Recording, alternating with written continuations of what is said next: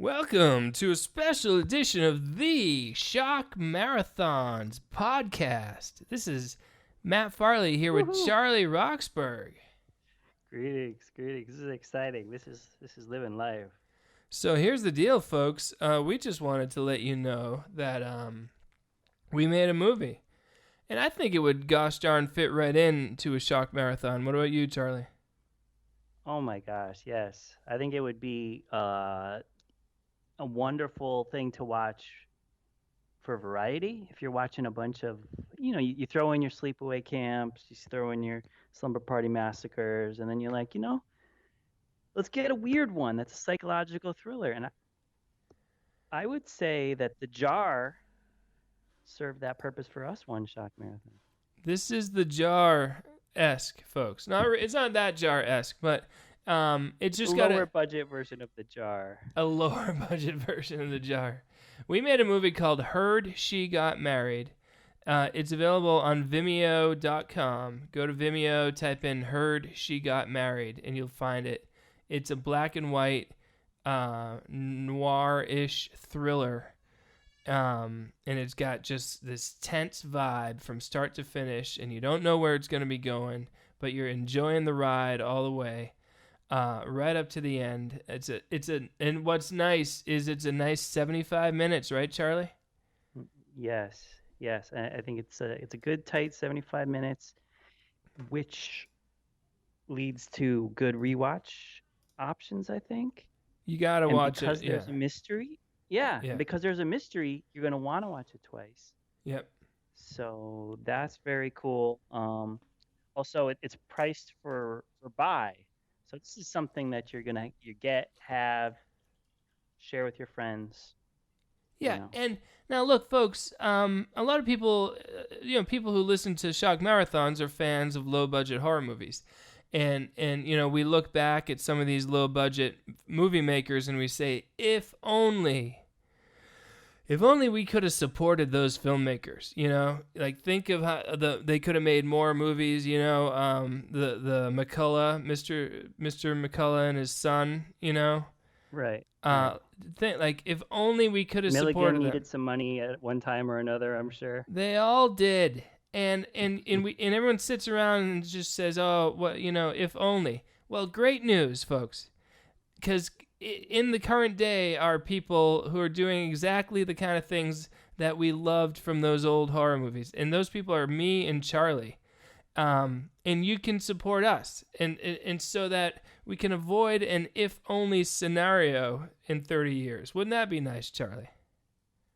That is well put, Farley. It would be nice. And, we share in the tradition of people who just kind of make a movie with what they've got.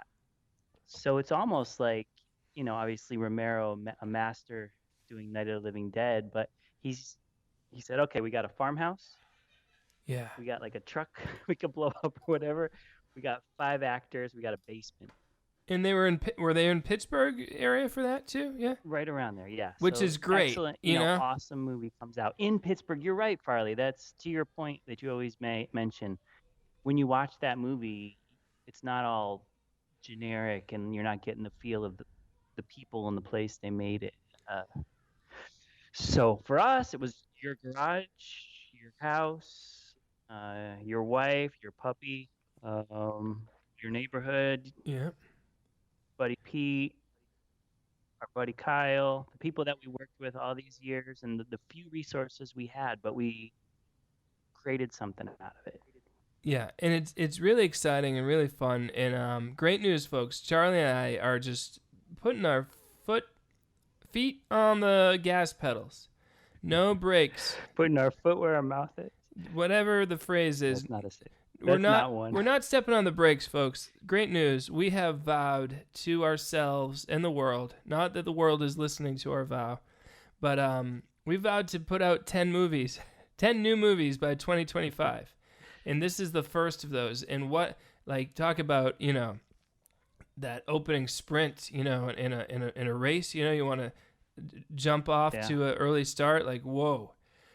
This is a good movie. Strip down. Yeah. Psychological thriller. Yeah. Honoring the way that Hitchcock was like, I'm going to make Psycho with fast, clean, not a lot of gimmicky showiness, just solid. Yeah, yeah.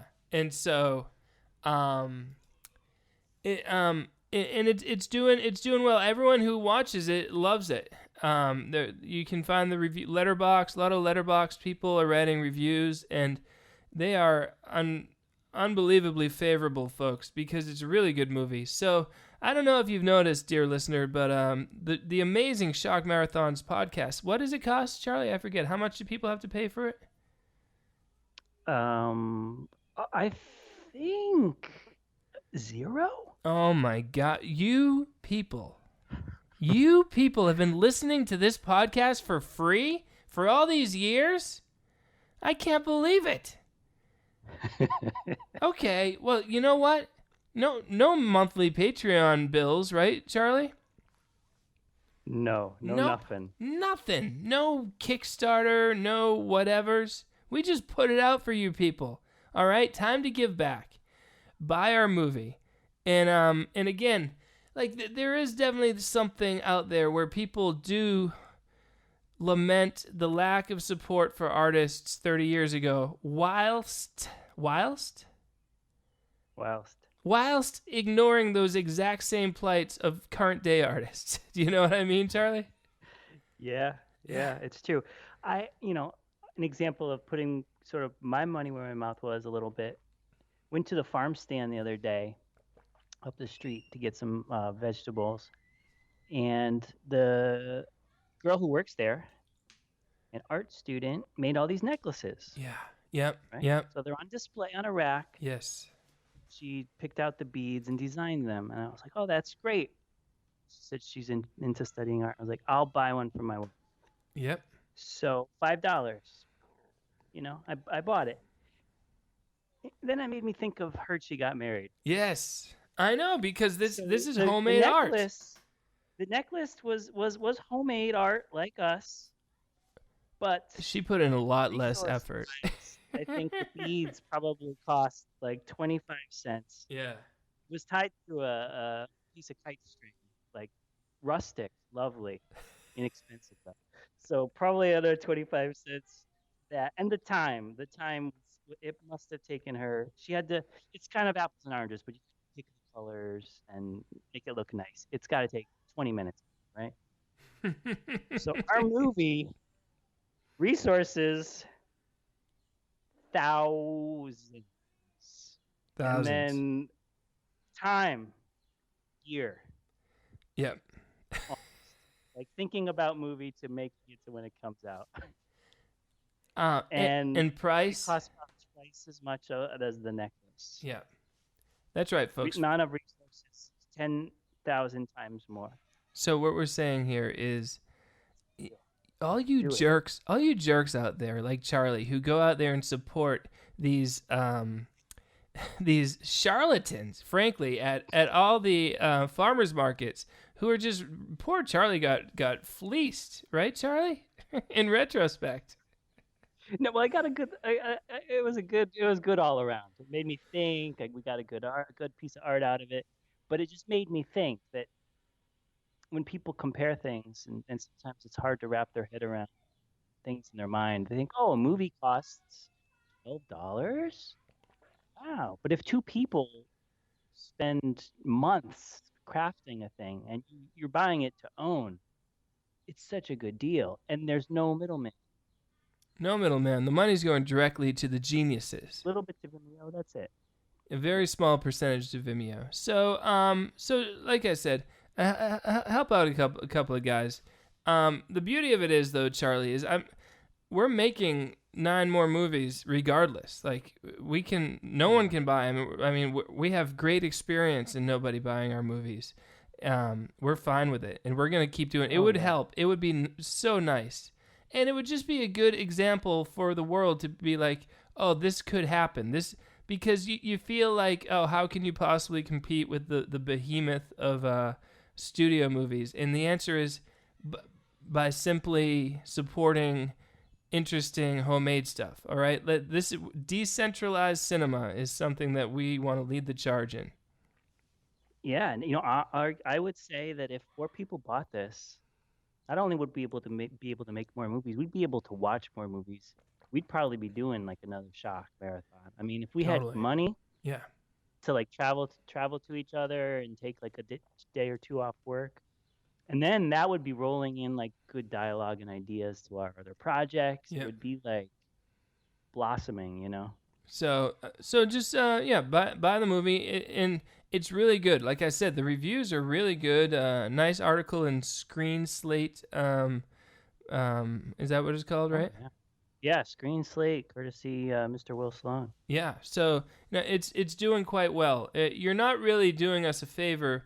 I mean, you are doing us a favor by buying it, but it's not just like, oh, here, let me buy it, like buying lemonade at a lemonade stand, and then as soon as you're around the corner, you dump it out. You know, there's that move. Like you're actually gonna buy our movie and then watch it and love it and be like thinking about it for a long time. It's very thought provoking. You know what Devo said I think it's when the New Traditionalist came out. Tell us. They had a little commercial with their spokesman, their like funny voiced fake spokesman, Yeah. called Nutra. Uh-huh. And he's like, "This is Nutra for Devo Incorporated. To buy their new album is not like spending money. Rather, it is an investment in the future and a blow against the corporations." Yes. Paraphrasing. That's pretty much what it was, though. And I listened to that today in the car, and I thought, yes, because Devo gets it. Yeah, Devo gets it. And frankly, Devo is like a major corporation compared to Right. us. They were on Warner Brothers. Yeah. Time, but So there's that. We they still got no. we bypassed the Warner Brother aspect to that, you know, in large part because Warner Brothers and the entire movie industry has no interest in anything that we do. Yeah, but I accidentally knocked my phone off the hook earlier today, so they might have called then. I don't look. Hey, Warner Brothers, I don't want your stupid money because you know what comes with your money?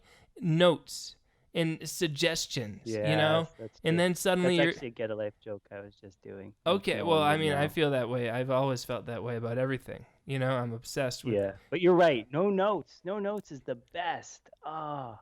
Charlie and I make exactly the movie we want to make. We don't get a note from Warner Brothers saying, hey, you know, instead of Matt Farley in the lead, let's put Mark Ruffalo, you know? No, we don't have to deal with that. Mark Ruffalo. Recasting Pippi with a trained Hollywood dog. Yeah, we don't use a trained dog. We use... Our dog runs around the set like a maniac, jumps on everything, and jangles her chain, messing up audio. And that's the way we want it. It's like the goat in Ronald. Little shed. You'll see in the credits of the movie, it says animal wranglers. And yes, we had multiple people who had to keep Pippi placated just so we could get through a scene without her growling or whining or wringing her chain. So it added tension to the scenes, which was nice. Yeah. But it's really good and great news as we speak. Like, as soon as we start recording this, Charlie and I are going to be working on a script for another one. We have so many ideas. It's really exciting. And the only thing that, you know, we're doing it either way, but it would be a lot nicer if, you know, about 10,000 or so people bought the movie. You know, that's all we ask for, right, Charlie? That would be great. I bet you 10,000 people, 10,000 VHS copies of Model Killer were sold, I bet you. Oh my God, we can't even compete with Model Killer. Yeah. And that was at the VHS price too. Oh, yeah. 10 times. $59 maybe? Oh, maybe even more, but yeah, Farley, a lot. In 1981. Yeah. All right, man. But this is good. This is really fun, and maybe some shocked people who like a thriller will want to give this one a chance. You know, it's a tight 75 minutes. Enjoy. And for those of us who've heard who have seen our other movies, this one's a lot different, you know? And it's the closest to kind of a horror thriller vibe since Freaky Farley, probably. You know, Freaky Farley is a pure slasher. This one is more on the psychological thriller side. So, Yeah, but more it's stepfather. yeah, but it's definitely in there with all that stuff, and you're just gonna love the vibe and the vibey music soundtrack by me. And the amazing Charlie did some wonderful things with the camera, like really cool shadowy images. Oh man, we did it, Charlie. We took the little bits that we had and we just like said we are making this movie come heck or floods, and And we I'll just did. Yeah, like it's been about a month since the movie was pretty much finished, and yeah. I honestly feel like I'm just barely recuperating, like in terms of like head to toe exhaustion. You know what I mean? Right, right. And but the like what we're doing now, there's always a little bit of an itch in the back of my mind thinking, have we done everything we can to get the word out? So this Good idea. helps me relieve that feeling a little bit. All right. Well, thanks, Shock Marathons listeners, and we're talking about doing another episode. Right? What's the movie? Can we say the Yeah, title? yeah.